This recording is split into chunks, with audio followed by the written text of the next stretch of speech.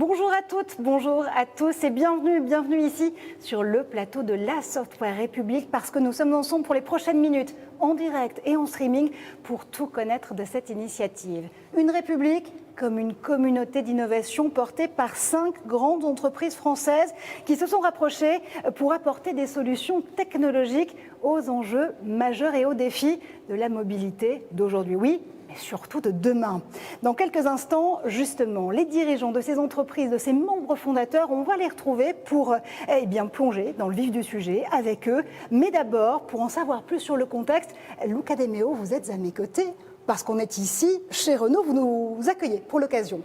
Bon, d'abord, je voulais en profiter pour te remercier de nous accompagner dans cet événement et aussi en profiter pour remercier mes collègues, dirigeants, CEO, de certaines boîtes emblématiques, pas seulement françaises, européennes et mondiales comme Thales, comme STMicroelectronics, comme Dassault Systèmes et comme Atos, qui se sont embarqués avec nous dans cette aventure. Et nous, chez Renault, on est très fiers d'être avec eux. Je pense qu'on est dans une initiative qui est plutôt unique en ce moment en Europe.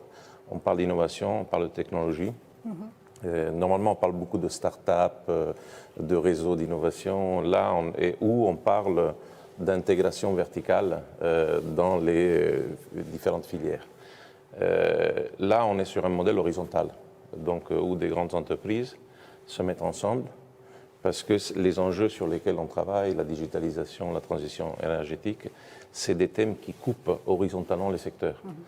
Et c'est ça qu'on est en train de faire, essayer de faire ensemble. Et c'est vraiment un privilège pour nous chez Renault de pouvoir travailler avec ces entreprises et peut-être qu'il y en aura d'autres qui vont arriver. On a évidemment aussi un enjeu de souveraineté important qui est très discuté. Et là, je pense que c'est une réponse à ça. Et pour moi, souveraineté, ce n'est pas construire des murs ou défendre des choses, c'est plutôt développer, créer de la valeur, créer des emplois, et c'est un peu la mission qu'on s'est donnée dans la Software République. Et évidemment, ces questions de la souveraineté, on va y revenir. L'idée, c'est de pouvoir mettre aussi des outils pratiques, pragmatiques, dans les mains de ceux et celles qui constituent cet écosystème des nouvelles mobilités. On pourrait comparer finalement la Software République à une constellation avec les valeurs ajoutées des membres de cette constellation qui viennent finalement amplifier les valeurs des unes des autres. Mais encore une fois, dans quel contexte cette initiative s'inscrit-elle? Peut-elle être le moteur justement de cette nouvelle mobilité et de cette mobilité dite intelligente? Tout de suite, des réponses en images. Et puis on se retrouve, vous le savez, dans quelques instants pour poursuivre la discussion avec les autres membres fondateurs de la Software République. Partout dans le monde, la mobilité est en pleine révolution. On la veut intelligente, accessible, simple, fluide, connectée et responsable. Mais faire simple, c'est compliqué. Et les défis sont nombreux. Lutte contre la pollution et les embouteillages, multimodalité, sécurité. Face à ces enjeux, 5 leaders mondiaux unissent leurs forces au sein de la Software République. Dans un laboratoire totalement dédié à ce tout nouvel écosystème d'open innovation, les partenaires ont l'intention de mutualiser leurs expertises en mobilité, intelligence artificielle, big data, cybersécurité, connectivité et jumeaux numériques pour créer les solutions et systèmes de la mobilité de demain. L'objectif ? Proposer aux citoyens, aux entreprises et aux collectivités des offres globales allant des interfaces utilisateurs à la gestion de l'énergie en intégrant les systèmes véhicules, les plateformes de services ou encore les outils d'exploitation des réseaux. En créant un écosystème d'open innovation, la Software République pourra offrir également des opportunités immédiates pour les services, les infrastructures, les industries comme les télécommunications, mais aussi l'aéronautique et la défense. C'est un levier puissant de croissance et de création de valeur, ainsi qu'un outil de souveraineté dans un marché désormais planétaire.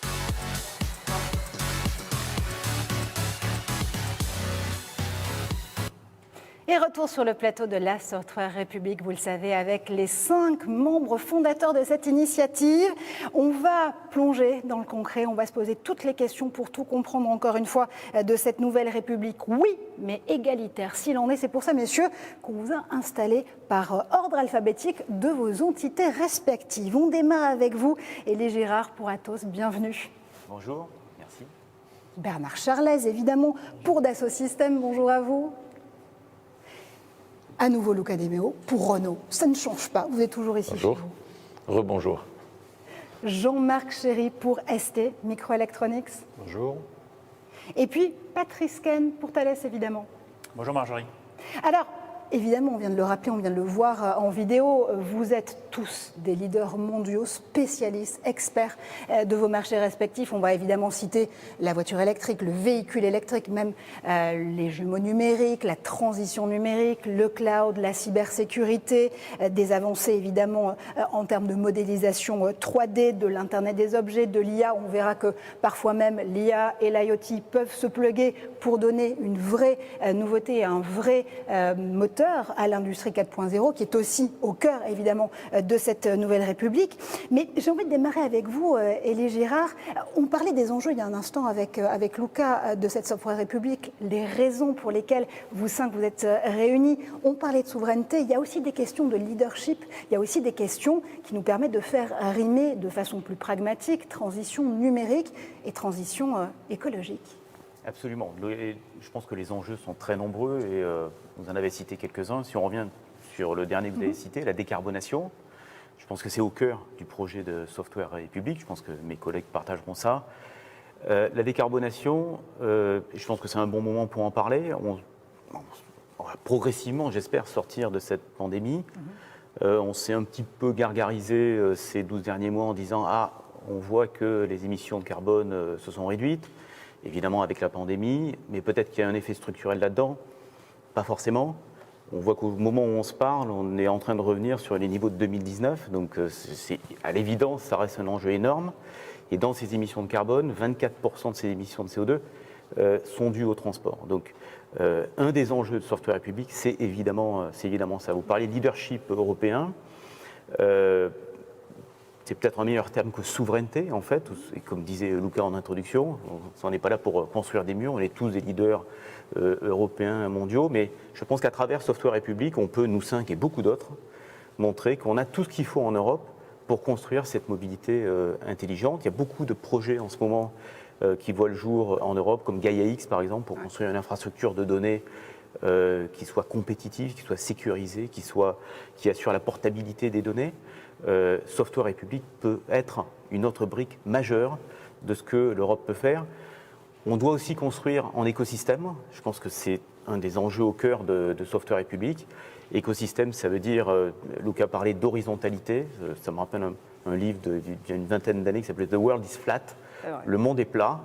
Voilà, ça veut bien dire ce que ça veut dire. Luca, c'est une initiative de Luca qui nous a invités et il a horizontalisé le projet, ce qui veut dire aussi qu'il va falloir qu'on accueille, on attire beaucoup d'autres membres, des grands, des moyens, des petits, des startups, du monde académique, pour vraiment faire vivre ce projet horizontalement.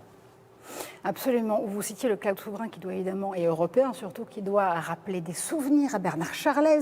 Je me tourne vers vous, Bernard, évidemment, parce que quand on parle aussi de mobilité intelligente, il y a le fait de se dire que cette mobilité intelligente, elle est tirée par les usages de vos consommateurs, vos utilisateurs, utilisatrices, citoyens et citoyennes du numérique, s'il fallait le rappeler. Comment est-ce que la Software République peut répondre justement à cette impulsion et ces changements constants ? D'abord, je suis heureux que ce système soit un membre fondateur de Software République. Je trouve que le mot est beau, le logo est beau, et il est inspirateur de ce qu'on peut faire ensemble. Donc merci à Luca à nouveau d'avoir eu cette initiative. Pour ce qui concerne Dassault Systèmes, et c'est vrai pour chacun des membres, en fait la vraie réflexion, on est déjà bien engagé dans le 21e siècle, mais on s'aperçoit que le 21e siècle va être marqué par un changement assez profond, au fond, de passage de la notion de produit, le meilleur produit, le plus rapide, vers une notion de valeur d'usage. C'est ce qu'on appelle experience economy en anglais, la valeur d'usage. Et la valeur d'usage change complètement la perspective parce que vous devez imaginer, in fine, comment faire des services et des produits qui vont offrir un usage. C'est donc une approche complètement nouvelle qui doit être mise en œuvre pour imaginer, projeter et construire, fabriquer et rendre disponibles ces services. Donc Dassault Systèmes, en tant que plateforme d'innovation, a un rôle à jouer, c'est ce que nous proposons, en rassemblant à travers ce qu'on appelle les 3D Experience Lab, qui rassemble déjà au travers le monde énormément de start-up, mais aussi d'entreprises de taille moyenne, innovante.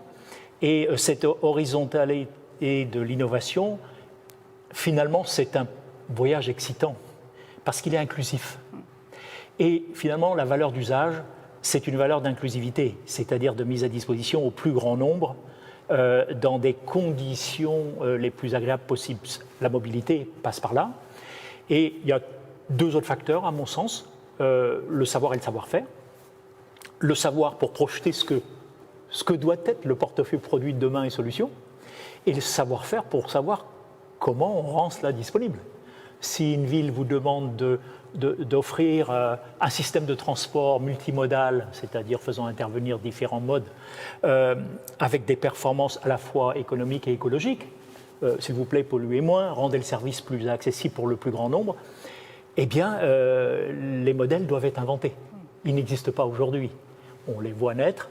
Et c'est donc dans ce sens que Software République, à mon avis, peut jouer un rôle extraordinaire. Et en plus, je trouve que c'est une réponse positive à la création d'emplois nouveaux, attractive pour des secteurs d'industrie lourde, qu'est l'automobile.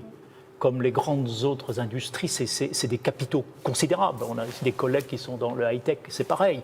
La défense, c'est pareil. Et là, le fait de pouvoir engendrer l'envie à des nouveaux profils d'ingénieurs et de compétences de nous rejoindre, je trouve que c'est un voyage qui est valable. L'envie d'avoir envie, si je vous entends bien, Bernard Chalès. Mais vous rappeliez quelque chose d'absolument fondamental. Tout le monde est embarqué, évidemment, dans cette révolution et dans cette perspective vers les enjeux de la mobilité de demain, les start-up, les PME, les PMI, les ETI, les grands groupes comme les vôtres. Et puis, surtout, le fait de se dire qu'on prend un temps d'avance, mais que la chaîne de valeur de la mobilité a été complètement revue à l'aune de cette crise sanitaire. Oui, mais protéiforme surtout, et on n'en a pas fini d'apercevoir ce qu'elle pourrait justement occurer comme changement. Comment est-ce qu'on fait l'Ocadéméo justement dans ces conditions pour essayer d'avoir, alors peut-être pas un coup d'avance, mais en tout cas d'avoir la bonne perspective, d'aller dans la bonne direction? Déjà, on fait ça. Déjà, on fait la Software République. Je pense qu'il y a vraiment un enjeu, au moins dans notre secteur, de changement de la distribution sur la chaîne de la valeur. On sait, je lisais une étude du BCG il n'y a pas longtemps qui disait que d'ici 2035, en fait, la partie traditionnelle de notre métier va être réduite à peu près de 25% en quelque chose plus de 10 ans, alors que la nouvelle partie de la chaîne de la valeur va être multipliée par 9. Donc, et on parle de 11, comme on dit en français, trillions, 11 000 milliards de dollars de business. Donc c'est un enjeu majeur. Il y a aussi un thème à souligner, c'est le fait que dans la valorisation de nos entreprises, c'est le contenu tech qui est retenu aussi par les marchés. Donc moi j'ai le rêve de pivoter Renault dans un monde où Renault devienne une boîte tech qui intègre des véhicules et pas une boîte d'automobile qui intègre de la technologie. Et je pense qu'on va beaucoup apprendre avec eux. Et nos ingénieurs vont beaucoup apprendre des ingénieurs de Thales, de ST Microelectronics, de Dassault Systèmes, de Atos, parce que les meilleures conversations se passent autour de la machine du café. Alors la machine à café, quand on pourra refaire du présentiel à plein temps, on peut avoir aussi des machines à café virtuelles comme celle-ci par exemple pour les gens qui nous regardent et qui sont juste ici derrière leur écran. Mais vous disiez quelque chose de très important là aussi, il y a des gisements business à aller chercher. Et puis il y a le fait de se dire qu'en effet les frontières entre vos marchés respectifs sont en train finalement de se flouter de plus en plus. Un constructeur demain peut être amené à devenir une plateforme, qui sait, une plateforme peut être amenée de plus en plus à devenir constructeur. Quand on est ST Microélectronique, par exemple Jean-Marc Chéry, et qu'on est en pleine guerre des microprocesseurs, évidemment, c'est des enjeux extrêmement importants, mais comment est-ce qu'on va justement chercher ces nouveaux gisements de business? On est toujours à l'affût pour se dire que c'est possible? En fait, nous, on est toujours piloté par deux choses. Travailler avec les autres, et je vais vous expliquer pourquoi, et être convaincu. On n'attend pas que tout soit prêt pour y aller. Alors pourquoi travailler avec les autres? Travailler avec les autres parce que, en fait, quand vous regardez ce qui pilote donc, la mobilité, il y a trois grands axes. Il y a l'axe des besoins sociétaux, donc effectivement la sécurité, donc aller vers la sécurité infinie. et puis réduire l'empreinte environnementale. Donc je ne parle pas que des émissions, je parle vraiment de l'empreinte globale environnementale. Et puis après, il y a une dimension qu'il ne faut jamais oublier, c'est l'attente de l'utilisateur. Et celle-là, elle est double. Elle est rationnelle et émotionnelle. Et en face de ça, le prix qu'il est prêt à payer. Le dénominateur commun de tout ce qui va piloter ça, c'est ce qu'on appelle l'électronique embarquée. Pourquoi ? Parce que l'électronique embarquée, c'est simple, c'est ce qui va maîtriser et optimiser tous les processus et les tâches attachées à la mobilité. Bon, et dans l'électronique embarquée, il y a les composants. Sur les composants, je voudrais rappeler une chose. C'est que aujourd'hui, le business est intéressant pour nous parce que dans une voiture high-end, vous avez 2000 € de composants. D'accord ? Par contre, ce qu'il ne faut jamais oublier, c'est que pour produire, par exemple, 10 millions de véhicules comme ça, donc ça fait 2 milliards d'euros de composants. Vous savez combien il faut investir en R&D et en capacité pour faire ça ? Je suis très mauvaise en calcul mental. Je vais vous le dire. Il faut investir 400 millions d'euros de R&D et 2 milliards d'euros en capacité industrielle. On ne peut pas se tromper. Donc pour ne pas se tromper, qu'est-ce qu'il faut faire ? Il faut travailler avec les autres. Et donc c'est pour ça qu'on travaille dans ces systèmes ouverts, type software et public, parce qu'on pense qu'avec les autres, et en plus avec les autres localement, on est plus fort pour attaquer les marchés mondiaux. Donc la réponse, elle est jouer collectif plus que jamais. Exactement. Et surtout ne pas galvauder la notion d'écosystème, si je vous entends bien. C'est vrai qu'on est très habitué à parler d'écosystème en économie numérique, mais plus que jamais, s'appuyer sur ces écosystèmes dans le concret des choses. C'est un peu la même façon de ne pas galvauder certains mots, Patrice Caine, quand on parle de souveraineté, par exemple. La souveraineté, elle s'entend comme leadership, on le disait avec Elie tout à l'heure, elle s'entend aussi de façon très concrète, comme on le disait avec Luca. Pour vous, aujourd'hui, cet enjeu de souveraineté, il se traduit comment ? Je crois que la crise sanitaire nous l'a peut-être rappelé aussi, ou a remis sur le devant de la scène ces notions de souveraineté. Alors souveraineté, c'est un mot très fort, hein. On pourrait aussi parler d'indépendance ou d'autonomie. Parfois, j'aime bien aussi dire être maître de son destin. Voilà. Et c'est un peu ce qu'on a choisi aujourd'hui, c'est d'être maître de notre destin en mettant ensemble des compétences, des savoir-faire qui sont, on peut se le dire, au meilleur niveau mondial aujourd'hui. Alors c'est vrai que quand on regarde la mobilité, qu'elle soit verte, qu'elle soit connectée, qu'elle soit intelligente, c'est un des besoins fondamentaux de nos sociétés. Et là aussi, la crise sanitaire nous a rappelé à quel point la liberté de se déplacer est importante. Alors, en Europe, on a, je dirais, vraiment tout ce qu'il faut pour réussir cette Software République. Et merci à Lucas de cette formidable initiative. Vraiment, merci. Et en particulier, moi, dans 3 domaines qui résonnent particulièrement avec ce qu'on fait. Dans le domaine du traitement des données, on va beaucoup parler de données, de plateformes de données. Donc tout ce qui est lié au big data ou à l'IA. Voilà. Et je crois qu'on a tout ce qu'il faut en Europe pour y arriver. Dans le domaine de la connectivité, on passe notre temps à connecter des objets, et des objets en mobilité à des challenges particuliers. Et bien sûr, troisième pan technologique très important, la cybersécurité, parce que quand vous connectez des objets qui deviennent de plus en plus intelligents et qu'en plus ils sont en mobilité, je dirais la cybersécurité n'est plus négociable ou n'est plus une option. Et tout ça, je pense qu'on a tout ce qu'il faut pour réussir ensemble. Ceux qui sont présents aujourd'hui dans cette journée un peu fondateur ou fondatrice, mais aussi, bien sûr, ceux qui seront amenés à nous rejoindre, je l'espère très nombreux, entreprises de taille moyenne, start-up, labos académiques aussi. On a des laboratoires académiques au meilleur niveau mondial en Europe. C'est tout ça qui fera la réussite future de la Software République. Merci infiniment. Je reviens sur la question des data, Jean-Marc Chéry, parce qu'elle est fondamentale. Évidemment, aujourd'hui, on parle beaucoup de souveraineté de la donnée, d'ownership aussi de la donnée, mais au-delà de ça, on se dit que celui ou celle qui saura contrôler l'OS, l'operating system de la mobilité intelligente, finalement aura la porte d'entrée, aura la clé pour pouvoir justement détenir ce marché de la mobilité intelligente. Quand on se pose la question aujourd'hui du logiciel, de l'OS, ça passe par quoi ? Est-ce qu'on a les talents ici pour pouvoir la faire, cette OS de la mobilité ? Non, mais la partie logicielle, encore une fois, je veux rapporter ça à l'électronique embarquée. Donc oui, il y a la partie logicielle. Il y a la partie logicielle classique, donc c'est-à-dire un algorithme qui va traiter des données d'entrée et puis qui va fournir des données de sortie qui vont aller piloter un autre système, parce que c'est ça dont on parle. Bon, maintenant, ça va devenir encore un peu plus sophistiqué parce que ce logiciel, il va devoir être auto-apprenant. Donc il va falloir mettre de l'intelligence artificielle, il va devoir s'adapter à son environnement, etc., etc. Donc oui, il y a la partie logicielle qui est importante. Mais bon, moi, je me suis fait le défendeur de la partie hardware, puisque derrière, effectivement, le logiciel qui est extrêmement important, mais doit fonctionner sur des réalités. Et là, je vais vous faire une petite réponse d'ingénieur rapide, parce que ça me plaît toujours de rappeler qu'on est des ingénieurs. C'est quoi un système électronique embarqué? C'est simple, c'est une chaîne où vous avez un capteur qui va dire, bah, tiens, je modélise l'environnement comme ça, et l'environnement, je l'appréhende de cette façon-là. Je vais balancer ça, un signal électrique, à un processeur qui va suivre un algorithme, qui va se modifier en fonction de l'environnement et qui va restituer une fonction de sortie.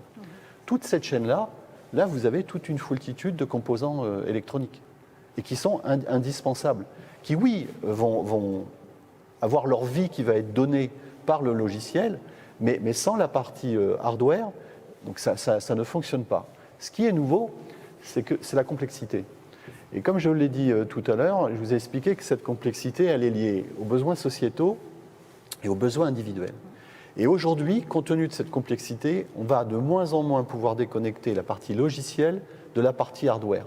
Pourquoi? Parce que pour optimiser tout ça, il va falloir que tout l'ensemble soit optimisé et se parle avant. Donc, je répète encore une fois, l'innovation ouverte, comme le Software République, va permettre à tous ces acteurs de se parler et donc d'offrir des solutions qui sont optimisées. Bon, si je comprends bien, Software République, c'est aussi l'API de cette mobilité intelligente. Vous ouvrez tous des portes pour que le hardware et le soft parlent l'un avec l'autre. Et ça tombe bien parce que justement, c'est un des deuxièmes domaines d'intervention de la Software République, ces systèmes de mobilité. Comment faire pour, encore une fois, ne pas galvauder l'idée même d'un écosystème et de ces systèmes de mobilité?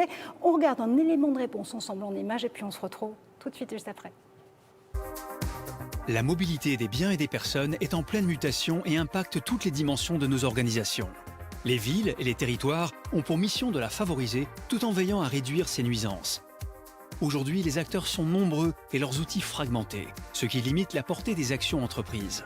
Les partenaires de la Software République envisagent de faciliter l'accès et les échanges d'informations de mobilité de façon instantanée et ouverte à l'échelle du territoire. Cela permettrait aux consommateurs de toujours sélectionner le meilleur schéma de mobilité en fonction du temps, du confort ou de la gestion de l'énergie, aux opérateurs d'enrichir leurs services, aux autorités publiques de simuler et mettre en œuvre des scénarios d'urgence ou de gérer des situations exceptionnelles, aux urbanistes de mieux anticiper l'aménagement du territoire. La mobilité est une clé de la qualité de vie. Elle permet aux citoyens et aux acteurs économiques de contribuer à une mobilité durable. La Software République ambitionne d'y jouer un rôle central.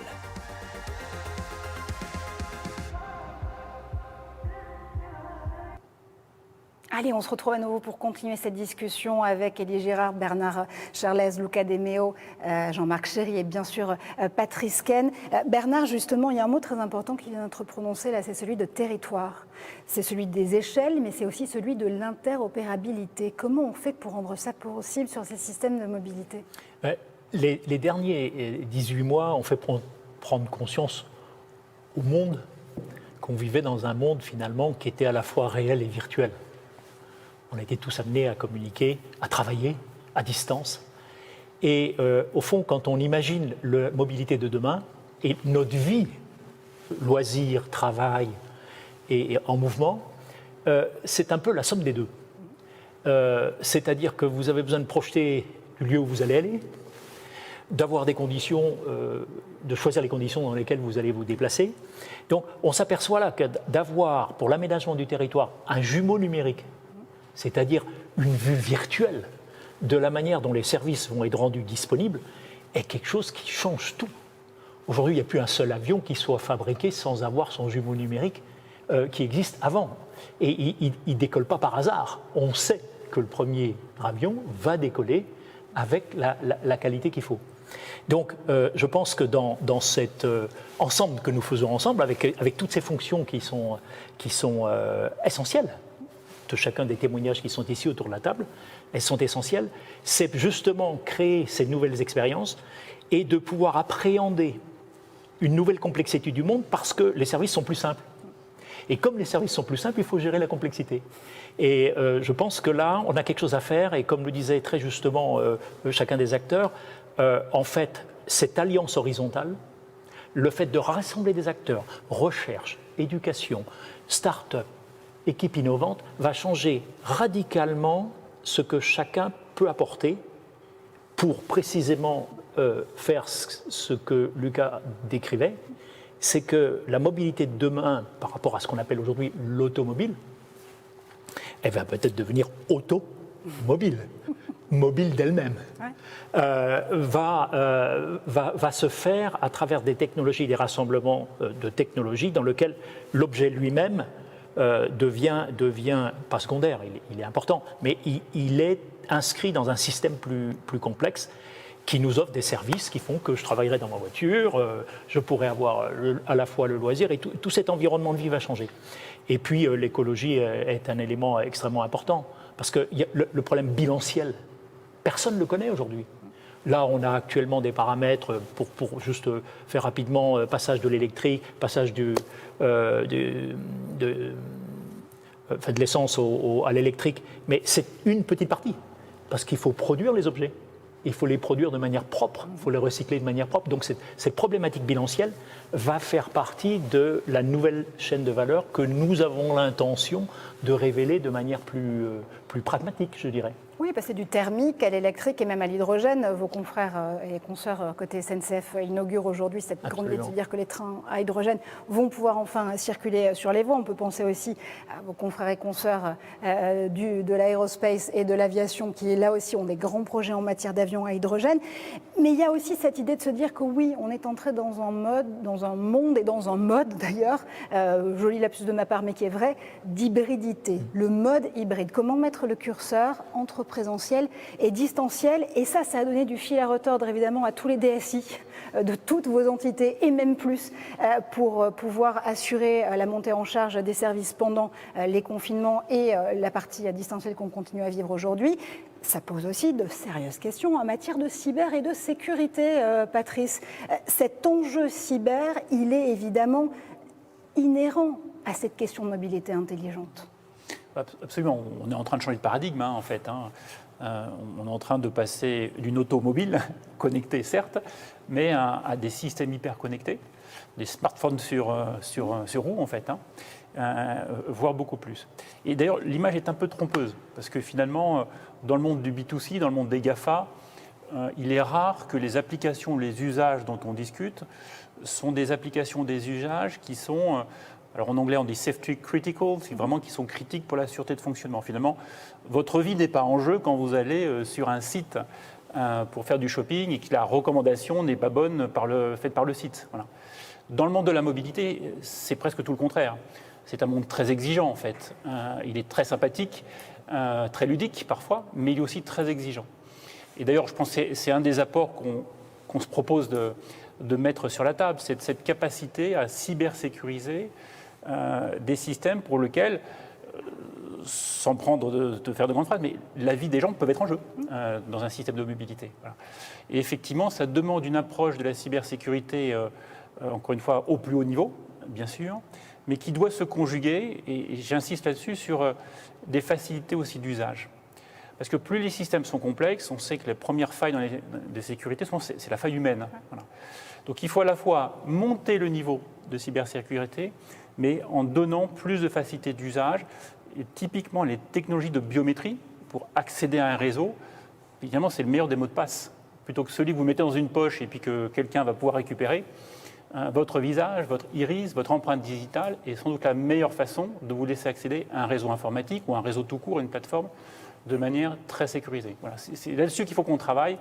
Mais effectivement, c'est au cœur de la problématique de ces futurs systèmes de mobilité. Et j'imagine, évidemment, parce que quand on met le doigt dans la biométrie, on met aussi tout de suite une question derrière sur l'éthique et sur la privacy, quand on travaille sur ces données extrêmement personnelles, de la nitroglycérine parmi les typologies de data en matière de privacy. Évidemment, ça augure aussi des questions en matière de régulation. J'imagine que vous les avez tous à l'esprit. Aujourd'hui, construire un écosystème, c'est forcément aussi se confronter aux règles qui vont être mises dans le jeu par les instances de régulation. Mais là aussi, ça suppose une véritable coordination au niveau des territoires. Et ça, c'est un dossier très concret sur lequel travaille Software République, Lucas. Je pense que ce qu'on a vu dans les dernières années, où on a eu beaucoup d'initiatives sur la nouvelle mobilité, avec des voitures de car sharing, le ride-hailing, les trottinettes, etc. Et on se rend compte que ce n'est pas la numérosité des acteurs qui fait la qualité de la performance. C'est justement l'intégration de ça. Et donc c'est un sport d'équipe. Si on veut vraiment améliorer le niveau de performance d'un système de mobilité, c'est un jeu d'équipe, comme la Software République. Nous, un peu la position de ST Microelectronics, notre légitimité à s'asseoir à la table dans la Software République, c'est qu'on va travailler sur l'hardware. La voiture que vous voyez derrière, je ne sais pas si la Easy One qu'on a présentée en janvier, c'est un des 4 produits qu'on va développer qui sont dessinés pour répondre aux différents besoins dans les différents segments de la nouvelle mobilité. Une personne, 6 personnes, une voiture qui vole, du transport last mile, etc. Donc nous, ce qu'on va essayer d'amener, c'est ça. Ce véhicule qui devrait sortir en 23, en fait, on sait bien que ça réduit le coût par kilomètre de 60%.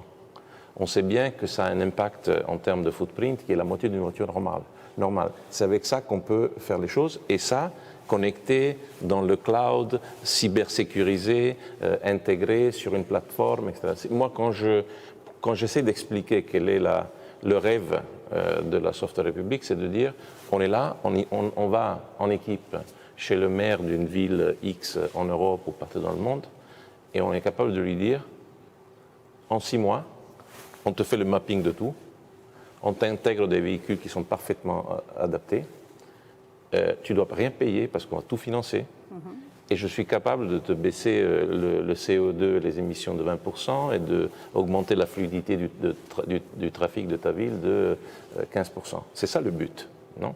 Et il faudra aussi d'autres personnes, il faudra une intégration, parce qu'une chose qu'on a appris aussi, parce qu'on fait de la nouvelle mobilité depuis des années, c'est que chaque ville est différente de l'autre. Ouais. Donc on doit trouver l'équilibre entre des solutions qui sont capables de s'adapter à la spécificité locale, et en même temps où il y a des briques où c'est très facile de trouver de l'échelle. Et c'est ça un peu, le challenge. Mais l'idée, c'est ça. L'idée, c'est devenir les meilleurs, peut-être au monde, pour pouvoir offrir. Je vous souhaite.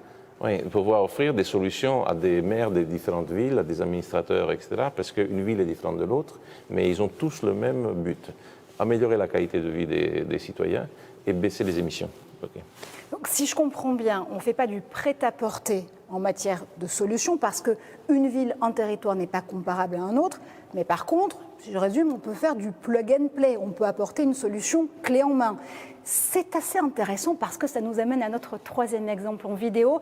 Une des missions de la Software République, c'est évidemment de trouver, Luca Deméo le disait tout à l'heure, un couteau suisse, oui, mais le couteau suisse du système d'énergie. Alors, une solution plug and charge, voilà ce à quoi ça pourrait ressembler.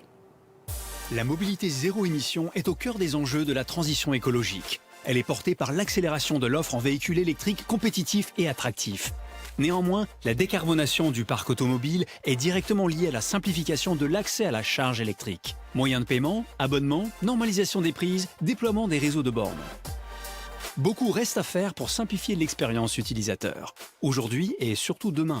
Pour accélérer la simplification de la charge électrique, les partenaires de la Software République conçoivent une solution innovante, basée sur le service Plug and Charge. Il permet à une voiture électrique, branchée sur une borne compatible, d'être automatiquement reconnue et d'effectuer une charge facturée sans la moindre manipulation de l'utilisateur.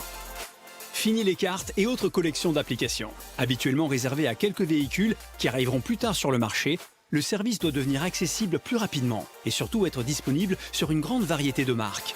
Il s'agira notamment de pouvoir équiper en après-vente plusieurs centaines de milliers de véhicules électriques déjà roulant en Europe. Le Plug and Charge pour tous, c'est une charge électrique simplifiée, le meilleur des technologies pour démocratiser une mobilité plus intelligente et respectueuse de l'environnement.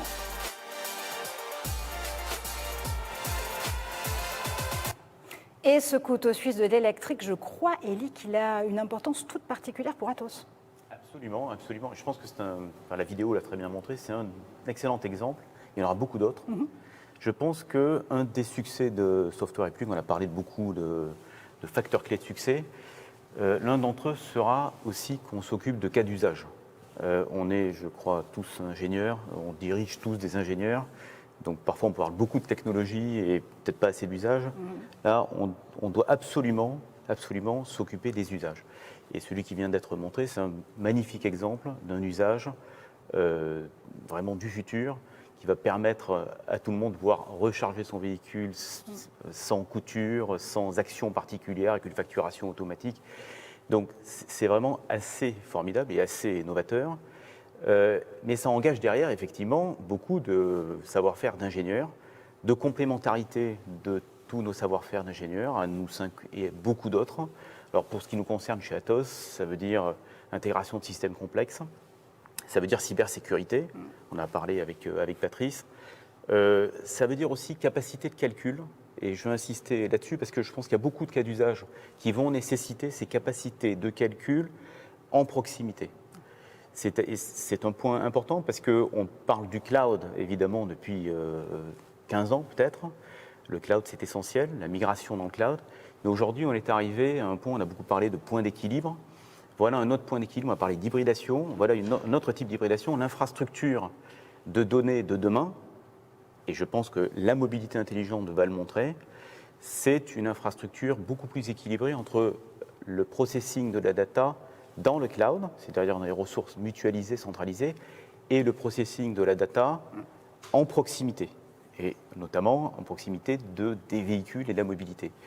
Et typiquement pour le cas d'usage qu'on vient de voir, ce qu'on appelle le Edge, qui est le nom de ce pendant du cloud, de ce processing en proximité, est un facteur clé technologique de succès. Il y en a beaucoup d'autres, gestion de l'IoT, l'Internet of Things, etc., mais je m'arrête là.